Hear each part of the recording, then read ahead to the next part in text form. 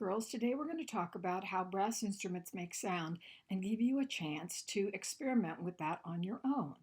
For your end of the project, you may need an empty paper towel tube, a water bottle, juice bottle, soda bottle, whatever, with the bottom cut off, and you'll need an adult to help you do that. Doesn't matter how much of this part of the bottle you keep. You could also use an empty milk carton with, again, the bottle cut off. You could use an empty tea container with the bottom cut off. Or you could even use a small piece of PVC pipe, something like this. As long as it's hollow, you're going to be in great shape. Now, the first brass instruments were created sort of by people who had cow's horns and found out that when they blew into them, they could make sounds. They could use them for signaling, for sending warnings, for calling people together for meetings. However, if you blow across it, the way we did with woodwind instruments, not going to get any sound. If you just plain blow into it, again, no sound.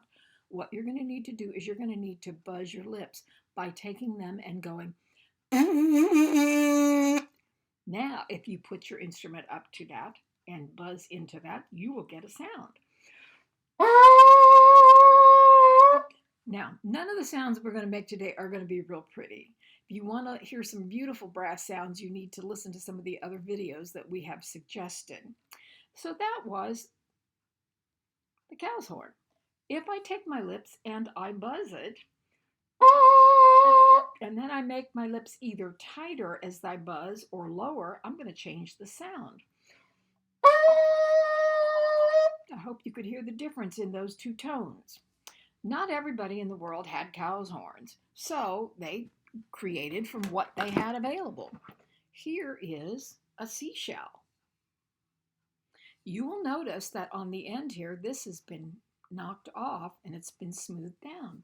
Well, in tropical countries where seashells were available and not so many cows, they would do the same thing with the seashell, blowing into that hole right there. And again, if you tighten your lips,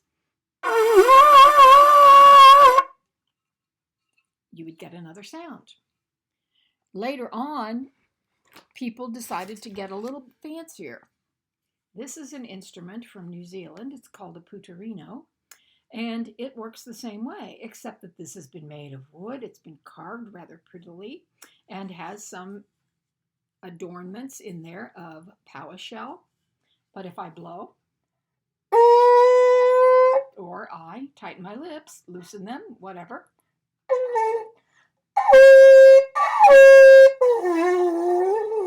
you will get different sounds. And it's all because I'm buzzing my lips against the instrument, which makes the air inside vibrate. If I don't buzz my lips, the air won't vibrate. Later on, instruments such as this were developed. Now, this is not a real instrument and it won't make a very good sound, but you can see what the mouthpiece on most of the trumpets, trombones, French horns, tubas, baritones can look like. And the way you play it, again, is buzz your lips against this.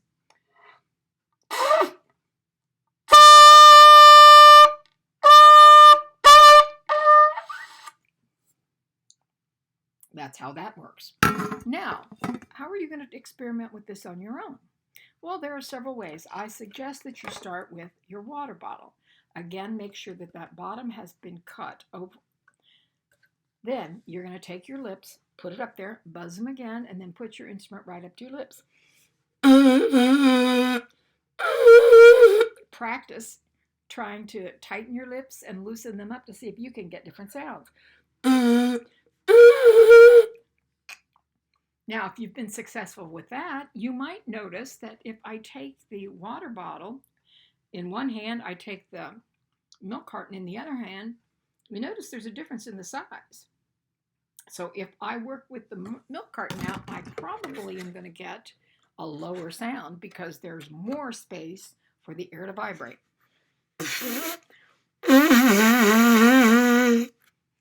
Remember what the water bottle sounded like? It was a higher sound. And then again, if you go to the tea carton, you're going to get even lower sounds. You don't ever want to go with a mouthpiece that's any bigger than this because it just won't fit your lips. Even the biggest instruments like tubas do not have a mouthpiece much bigger than this because it just doesn't, it can't seal up here around your lips.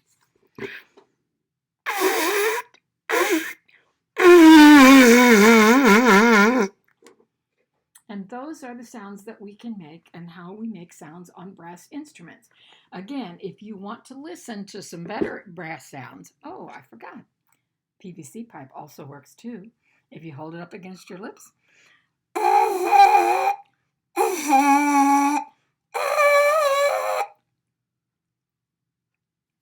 Hope you had fun making sounds with brass instrument things today, and hope we'll see you again another time for another family of instruments. Bye-bye.